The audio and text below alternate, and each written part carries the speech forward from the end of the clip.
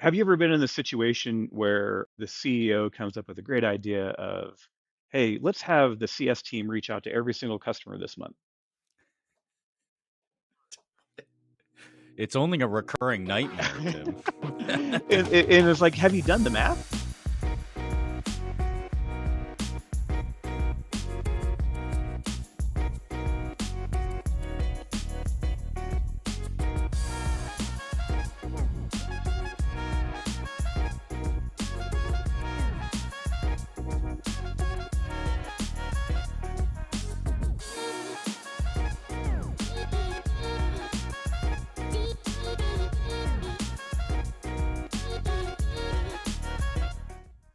What's up, lifers? This is Dylan.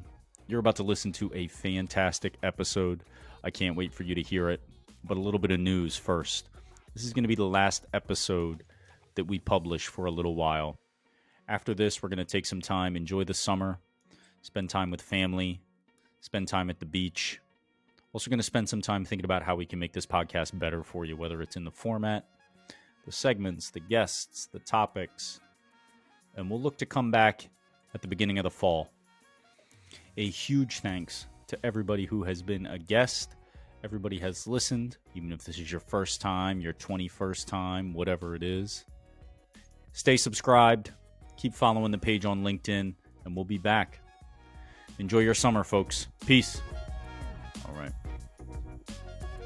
Welcome, lifers, and thank you for joining us. You're listening to Lifetime Value, the customer success podcast, where we help you wrap up the week that was in customer success and start you off on the right foot for the one ahead of you. I am your host, and my name is Dylan Young. This week's guest is the founder and CEO of CXology. Ladies and gentlemen, we have Tim Conder on the show today. Tim, welcome. Thank you. It's exciting to be here. Tim, did I pronounce your last name correct? Yes. Perfect. Well, Tim, so elephant in the room, friend of the pod, Ali Cudby, also was a part of CXology, but as I understand it, you two have since decided to focus on other things. And so I don't know that she ever told us a ton about CXology, but would you like to explain what exactly CXology does a little bit more? For sure. So CXology is a learning platform teaching strategic customer success, which is a framework that has been something that I've been working towards since 2015. And so, yeah, Ali was a part of this. I think that two founders really finding their passions, and luckily we had two companies that Mm-hmm. we were each passionate about. And now I'm on my own, pushing this forward, and she's doing the same with alignment.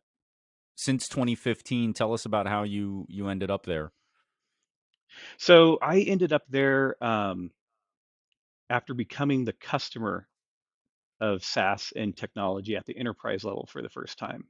It gave me a huge appreciation of some of the things that I've done with teams and the companies that I've been a part of previously, but also just really opened my eyes to how difficult of an experience we can make it. And and Sometimes it feels and like that's what we're doing, right? We're yeah, yeah. trying to make it harder. And most of the time it's the little things, and I have a couple stories I can back that up with that turn into big things. But it motivated me to go out and to start my own consulting practice. So my first one was named eServio, and worked with a variety of SaaS companies, from 20-year-old companies to true startups to scale ups, and just really got in deep exploring the challenges in modern day SaaS, figuring out what to do and how to scale the right customer experience. So this comes out of a pain that you had as a Yes. customer. Yeah. As a customer for the first time, the first time in my career, I've always been on the vendor side of things, whether that be a consultant or software engineer. That's where I got my start, or a leader heading up customer success teams. But it's been a while, right? So 2015, that makes it 7 or 8 years you've been at this. And pain is not enough to dedicate that much time to something. So what is it about this customer success field and customer experience that gets you excited and makes you want to stick around? Yeah, it's really the people, the type of person that is attracted to a customer success role is something that I identify with. I'm very service oriented. I want to be helpful. I want to solve problems. And I love helping people that kind of share that passion. But also, we put, people like this in tough spots, whether that's how we strategize, plan capacity, resourcing, or the things that we're pressured to do in building brand new companies from nothing, right? And what I mean by that is just taking an idea to market that's innovative. The major pivots, the micro pivots. I really appreciate being able to kind of turn the light bulb on and show people easy solutions to some really daunting challenges, Mm. and make their work lives a little bit better. And so the crux of your answer here was in working with the folks that you find in the customer success space, solutions oriented, helpful folks. Another thing I hear a lot is empathetic. And I'd like to know how you view empathy and its role within customer success and specifically those individual contributors, the practitioners of customer success. Where do you think it sits in the hierarchy of necessary skills? Um, so this is kind of a perspective that I've said at several points as I've been on this journey, and it's really just educating both, the people that purchase these technology products as well as those who want to work for companies that are being innovative and are true startups. The people that would work for a Fortune 500 pharmaceutical company are comfortable and love that working environment. This is just an Mhm. example. People that are attracted to startups and scale ups and SaaS and technology companies are excited about that space. And so honestly, rarely do you have a lot of overlap. And so, as founders, we typically come to this point of I want to innovate something based on our experience, right? And as we bring more people into the organization, we get further and further away from that, and our experience and the benefit that brings also gets further and further away from the people that are doing work. And I think that from an empathy perspective, it's always going to be challenging to put yourself in the customer's shoes, right? Because Mhm. well, one of the team's business partners that I had when I was a customer was a legal team that was consist of about 400 law firms globally, as well as thousands of people. And what it's like to participate in that massive effort is going to be something that's going to be very difficult for anybody to understand and who hasn't lived and breathed that. Mhm. And so I think empathy, it is overused. I also think that true empathy, in terms of like a light switch, like I'm empathetic, is just maybe an unrealistic bar to try to live up to. But what we can be is emotionally intelligent. What we can do is find ways to become more aligned. Whoever we're helping or whatever company that we're working with, align our ideas to their problems. Two companies becoming iteratively more aligned over time. Mhm. I think that is something that is achievable. What are your Can views? we I want to peel the onion a little bit here because I believe implicit in your response is a value placed on the relationship between a CSM and their point of contact, and therefore a vendor and their customer. How do you quantify that? Do you believe that's equally as important as the outcomes you provide, as the value you deliver? Is it 75/25? I think maybe understanding that helps to understand where empathy sits in the hierarchy of skills. So what you're asking is the value between the human and Hmm. the humans that are working together versus the value that the product or service delivers. Is that Maybe not versus. Maybe not okay? versus. That sounds adversarial compared to. Compared to. If there's a pie of 100%, how do they break out? Yeah. So one of the things that Allie and I came up with early in when we were working together is that we have three components, a triangle, so to speak, that matter. We have our leadership team, right? The leader of the company that is the vendor. We have the team, the people, then we have the customer. And the relationship between the customer and the leader, it's all about vision. We're buying into a vision as a customer, right? I want to be able to do that, or I think that will help me achieve X. Hmm. The leader in the team is culture, right? I want to be a part of this company that we're building, and we create this culture of working together that we enjoy. But the team to the customer is really profit, right? And I mean to mix in like a financial thing here, but the way that we do our work and how we do our work, the way that we deliver and retain, essentially that is what drives kind of the financial model that sits behind our software company. And so really all three of those things matter, right? It's not just the human to the customer. If you don't have a strong vision, and or your product can't live up to the expectations that you claim or you tout, right, Mm, you're going to have a disconnect there. The same way that if we say our culture is this, like our guiding principles or our core values, and we see leadership eroding those or making decisions that are in conflict of those, then we pull that component apart. And then two, if our team isn't equipped to facilitate the business, hmm. that falls apart. And so it's kind of difficult for me to say 80-20. I see them as symbiotic. In an Hmm. ideal world, they all have equal value. When you get them all functioning the way that they should be, that's when the magic happens, and that's when you see some pretty impressive outcomes. Yeah, I would agree that it's they should all be equally valuable. Though I do tend also, let me say this, full disclosure, and I believe I've said this on a previous episode. I recently did a strength finding exercise. Hmm. There's a bunch of different values. Empathy is one of them. It was literally my lowest value. Now, I don't think that means I don't recognize other people's experiences. I think it's that I do not necessarily put a premium on empathy in working business relationships. And I believe that the way empathy is being defined in those ways is feeling their feelings. And I do not do that. I do understand what their desired business outcomes are, so on and so forth. And so I do believe that from that perspective, empathy is very important.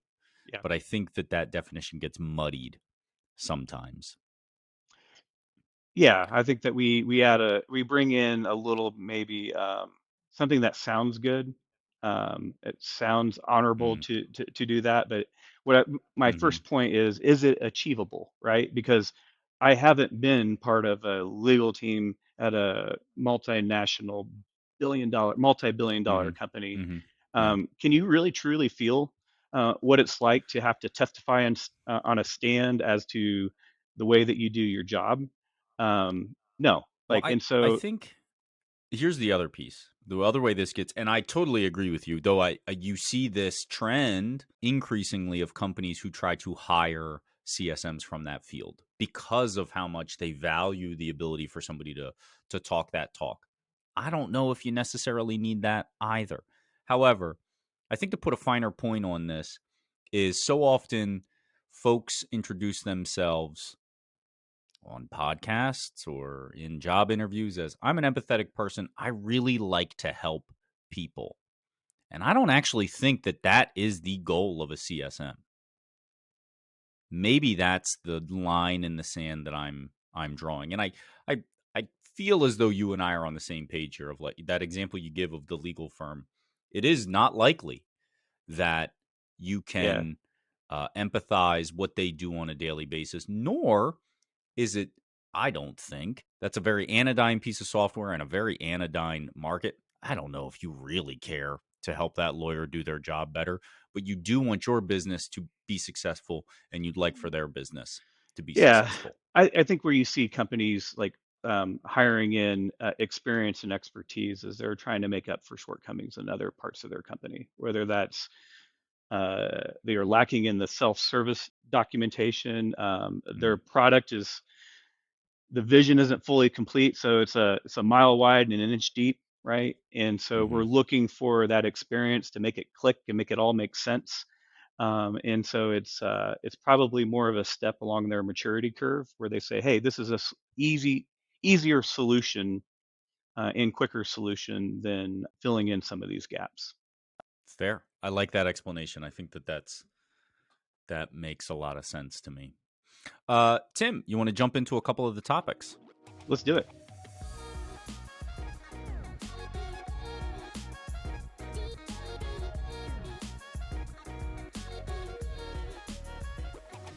Full disclosure for all the listeners, Tim did most of the heavy lifting here in regards to these topics this week. So a couple that are top of mind, Tim, I imagine either in what it is that you're offering there at CXology, maybe it's a little bit of the conversations that you're seeing out there in the wild. And so the first one you called out here, Tim, is if retention is actually as important as we say it is, then why are we so lackadaisical in resourcing our teams to drive it up? Yep. Tell me more about that spicy little question. Yeah. So that's a big topic. So if you look at a SaaS company and all of the functions, boil them up to the top level. We have a sales team, we have a marketing team, we have a product team, and we have operations. And sometimes that's called finance. There could be a legal component to that operations team. It could be facilities, Hmm. internal IT, all that good stuff. Then we have customer success. Those other teams are further ahead on the maturity curve. And so what I mean by that is like sales teams have, and just for the record, as I describe this, CS is rapidly improving. But Yeah. sales has technology designed for it. They have systems, they have methodologies, they have people experienced in a variety of sales methodologies, right? If they can compete better for resources because they can more clearly state that if you give me X resources, I can generate Y revenue, right? Yep. Marketing's the same. If I have X resources, whether that is vendors that help me or ad spend, you name it, or actually team members with expertise, I can generate more traffic, I can generate more leads, Yeah. etc. Product, more features to market, higher quality, operations, they all fit within that. And in CS, we're still missing some of those pieces, right? And so it's difficult for us to go to our CEO and say, if you give me X resources, I can retain and grow revenue from our existing customers, right? And Mm. so while we have a seat at the table, we are constrained in competing for those resources, right? Because we know how to do it in other parts of the business. And so when I look at leadership teams that I've worked with and leadership teams I've been a part of, it's easy for us to put our, whether that's investment venture capital or revenue from product and services behind what we know how to control, the dials, the levers that we can pull. And so we do it, right? And so, a lot of problems in SaaS are solved through acquisition or attempted to be solved through acquisition, new customer acquisition. And so that's just a dynamic. If you look at where this concept of customer success evolved out of, when I got my start in 2001, I worked for a company that it was a software company, and we had a professional service organization, and we were competing our professional services at least against kind of the big four consulting firms, the system integrators, right? Your Ernst Hmm. and Youngs, your Capgemini's, the list goes on. And those organizations are going to bring a team of 30 and 40 people, right, back then to do what the work that we did with five highly specialized resources. That was someone that owned enablement and training. It was a project manager. There were SMEs. and likely a technical consultant. That was a role that I played that was responsible for the technical components, whether that was customizing, integrating, or just embedding from an IT perspective this technology in the company. So we went from 30 to 40 down to 5 or 6 highly specialized resources. And then we're like, one person can do it all. And that's where customer success has lived in for quite a few years now. Now, I see that topics about specialization in CS, and we've already Yeah. lived about creating onboarding teams versus teams that are focused on retention or the messy middles, something that I would call it. Ooh, Um, I like that.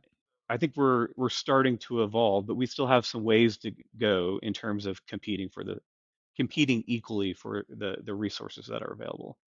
I want to say this back to you slightly differently than the way you presented it, and then I want to give you a new wrinkle.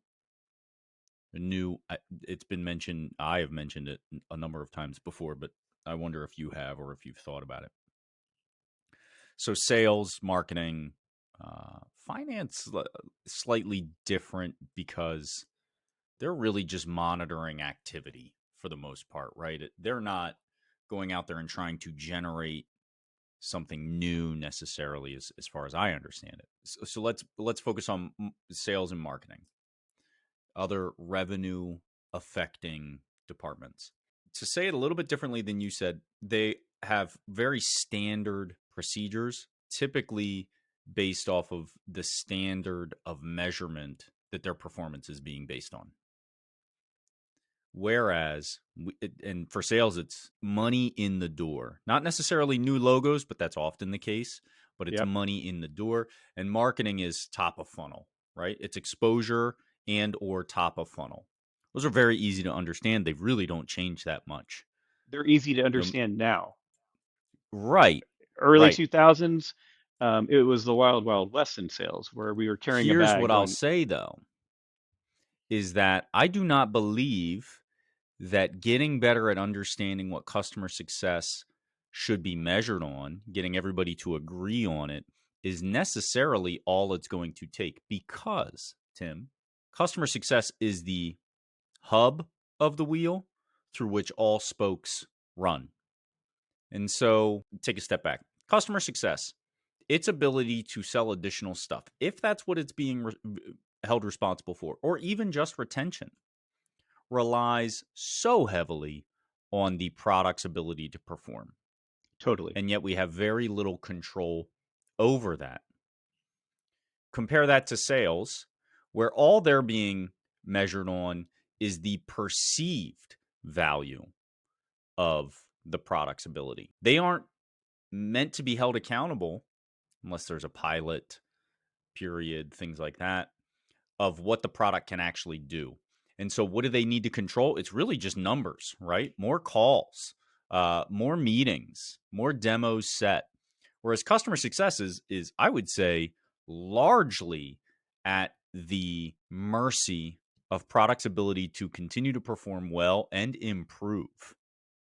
And so, I don't know that it's a, I mean, tell me if I'm wrong, but I don't think it's a fair analogy to say as we get older and more mature in the CS community, then we'll get better that's not because what I I'm think it saying at all. relies on so many other. Yeah. Okay, Eh, fair. yes. So this is a good transition point, but I want to make a point just based on my personal experience. And so Hmm. I got my start as a software engineer. I wanted to travel. Realized that, hey, traveling 100% is not that great. And so I got off the road. Actually, quick story, I was at a company in Rhode Island and I was working extremely long hours. It was 10 p.m. at night. I was still there at the client. And I called up my boss and I said, who had been in the travel gig professional services for a really long time. And I said, how do you make this work? And he's like, well, I've almost been divorced 3 times. And I was like, okay, I'm out. Right. And I was like, this is definitely not for me. Um, Yeah. and so I took on, That did not make me feel better, sir. especially not at 10 o'clock at night. So I took on this new team that they were creating that was going to explore the types of services that we could provide after. go live, right? And so back then we had teams that which the teams of 5 or 6 that really focused on implementing and onboarding technology, right? And we didn't really have anything after the fact. And so we created this team, and what we achieved with it was that at that point in time we had somewhere in the mid 80s of gross retention. Created this team, and the team that I led, it was responsible for 100% logo gross retention for 6 years in a row. We went from 84 to 100. Impressive, right? The situation was also that on average, one customer, approximately 300, 360 customers at this particular company, software company, experienced a high severity issue per month, per year. So every single customer they had at least 12 like outages or just really bad moments. And we were still able, because of the way that we ran this team and how we focused and how we engaged with the customer, we were still able to retain at near perfection or Hmm. perfection, despite given all those issues. Now, we can do a lot of crazy things to our CS teams, right? And expect them to just figure it out. So eliminating a whole portion of your product, right? That you have customers using, but you're going to simplify or head in a different direction. Hmm. The way that we roll out features, it's not the next big thing that's the biggest challenge in terms of rolling out a new feature. It's a label change or you moved a button, Hmm. right? Hmm. Hmm. And those are the things that take the most time and care in terms of preparing your customer base for. So we can do some things that are just like, man, you're really making it difficult for this team that's responsible for retention, value, whatever you want to call it. But also, in terms of how we run that team and how we set that team up in terms of its operations, I still think that we can overcome at least a portion of those challenges. Back to my hand wringing statement, how do you measure it and how do you standardize it for customer Yeah, success? Or is it truly that GRR number? Are we just going to go back to that and it's kind of like however you get there, you get there? I don't know the answer to that question yet, but I Yeah, do know that me why neither. is it challenging? And I'm all like I've been in a lot of different camps over the years on that. Uh, but we like one challenge that we have in terms of protecting ourselves or just creating awareness that hey, that pulling the rug out from our customers is a bad idea, right? Hmm. Is that Hmm. it's difficult for us to tell the story of what it takes. So you go back to sales can bring in more revenue. Their metrics are simpler, right? Well, they can tell Hmm. the story of what it takes to get that additional dollar, right? Hmm. Marketing in customer success, that's very challenging for us because it's a lot of different things.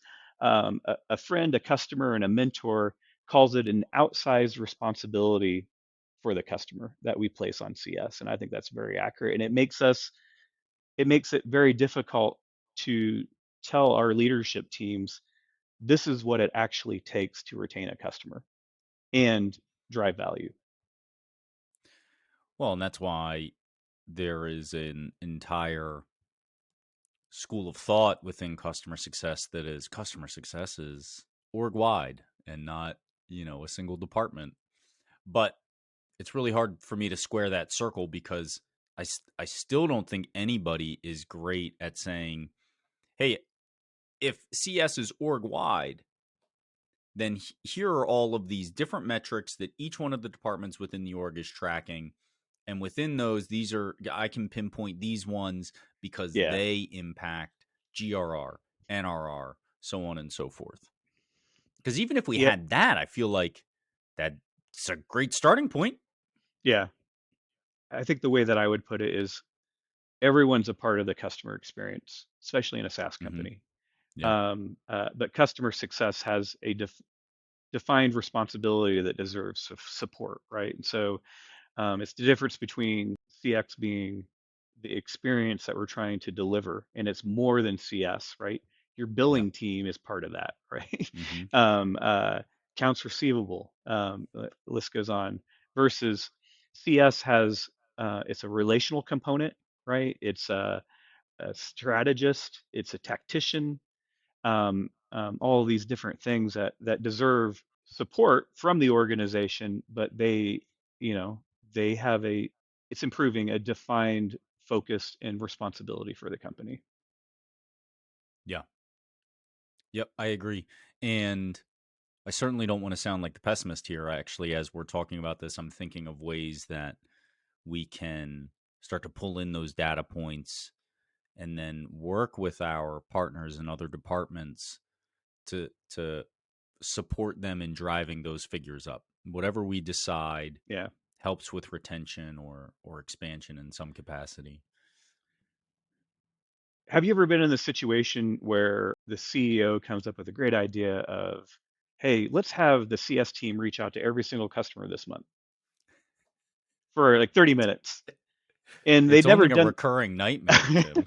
and it's like, have you done the math? Like, all right, so you have a team that's already constrained and it, says they're short on resources, and you want to reach out to 1,000 customers for 30 minutes.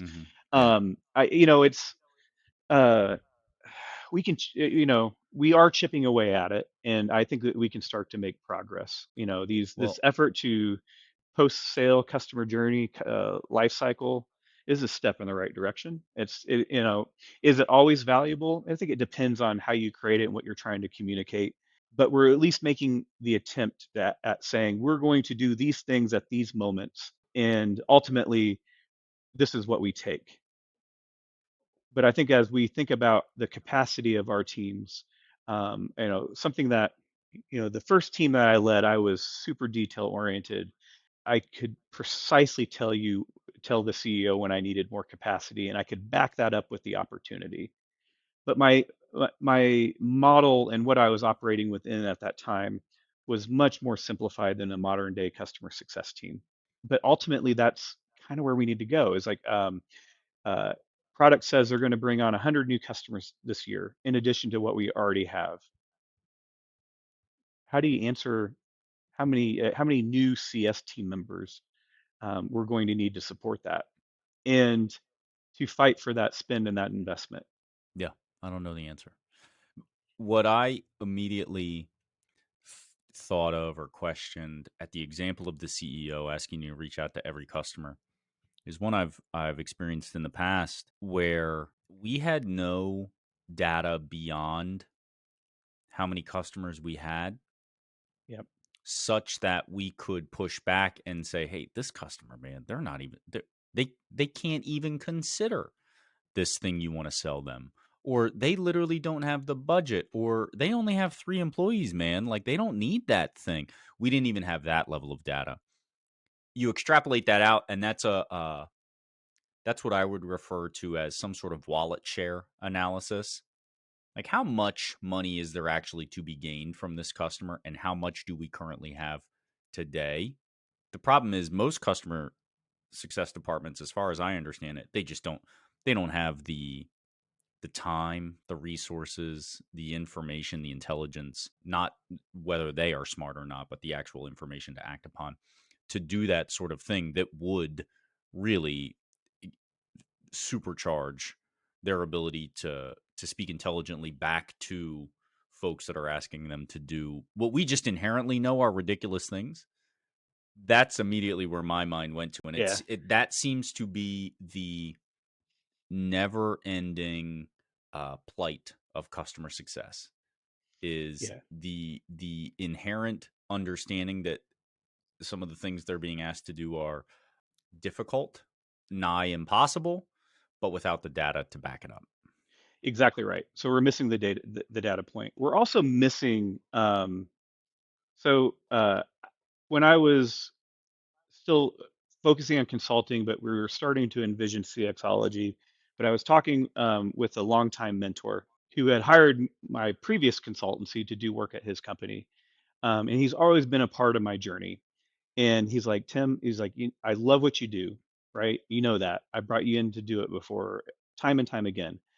But I'm going to hit you with a hard question. Why do something about this now, right? And so I'm trying to provide services to customer success teams in either consulting capacity or this e-learning capacity. And why should you invest in this now? I was like, oh shit, I don't have a great answer for that, other than that I know it's the right thing to do, and you know it's the right thing to do, but we haven't really taken the time to understand retention. So I'm not plugging my website, but I did put a resource out there called The Opportunity that goes into 4 persuasive arguments on retention. And what I found is that in showing people this and this figuring out this uh, why invest answer is that most of the time when we think about retention, it's kind of in the now, right? We're thinking about a month, a quarter, or a year. Hmm.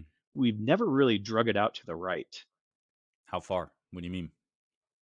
So as far as you want, I mean that like looking over retention, net revenue retention, and how it compounds over a Hmm. multi-year span. So the average time to exit, or whether that's an IPO or being acquired in SaaS, is 9 years, right? So looking out over 9 years is hundreds of millions of dollars of value, typically, for a company that makes good investment in retention.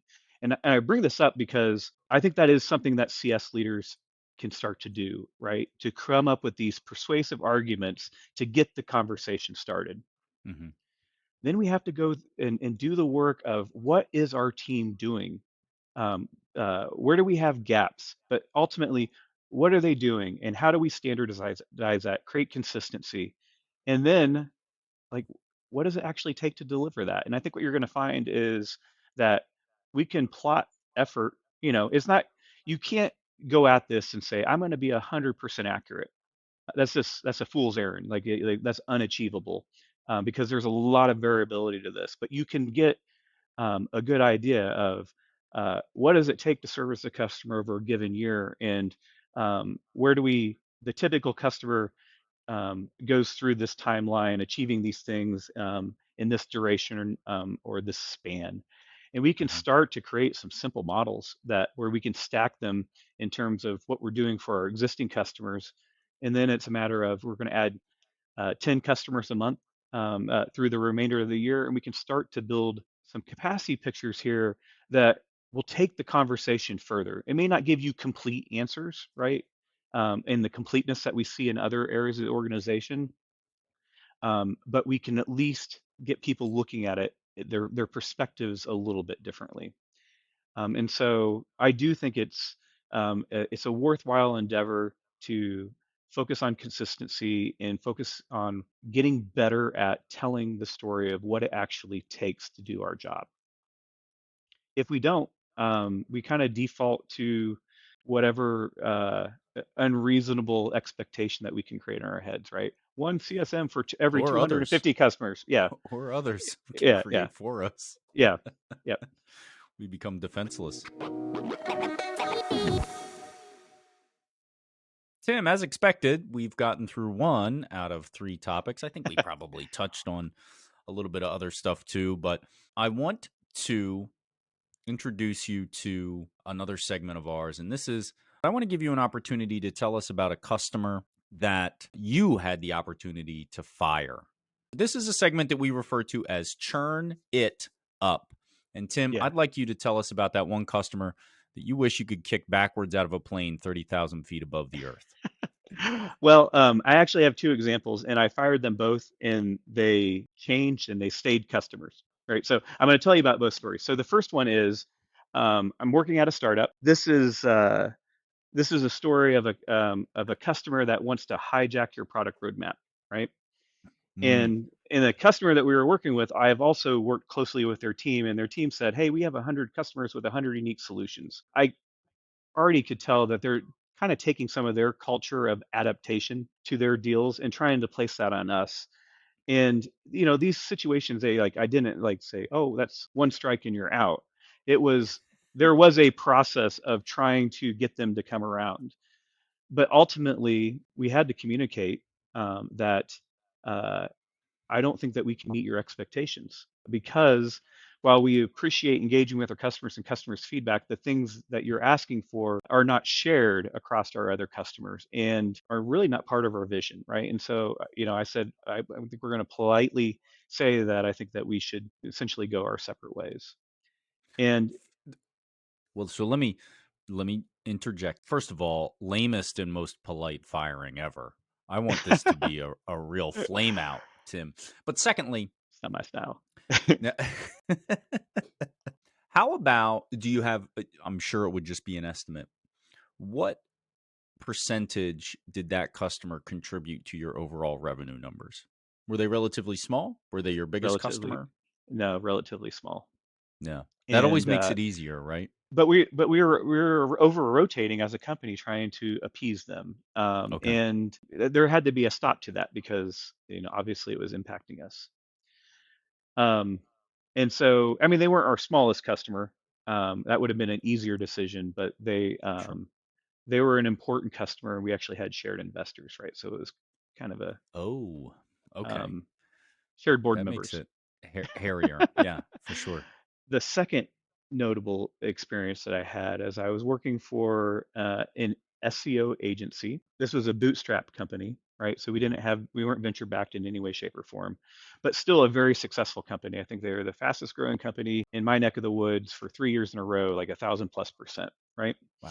Okay. Um, and we had a customer was paying us over $1 million a year for services, which is a big deal in the SEO world. At least back then, that was like, oh, that's a lot of money. But he would Yeah. berate our team, insult them. I mean, no, seriously, Yep. it was a challenge. Like, what do we do? It's like they're literally our highest paying customer, but the way Okay. that they're treating our team, just this is wrong. We can't continue to go on like this. Hmm.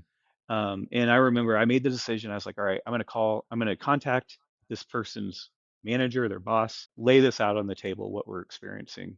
And I remember when I was getting ready to have this call, I was super nervous. The founders outside my office, I could see them pacing. I could see their sneakers, like they're walking up to my door like they were going to knock on it or come in. And I laid it all on the table. I led with facts, and I was very confident in saying that if we're going to continue this relationship, we need a different point of contact. I was ready.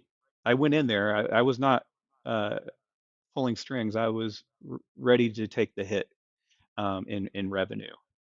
And in doing this, we kept the same contact, but they just drastically changed, right? And so Wow.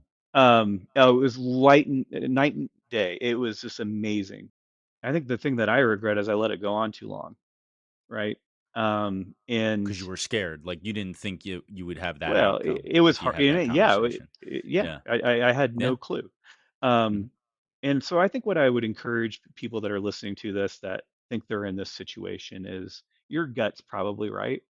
And I think that how you go about having that conversation, keeping emotions out and keeping it factual, but also knowing what you want, right, to change or to be different Hmm.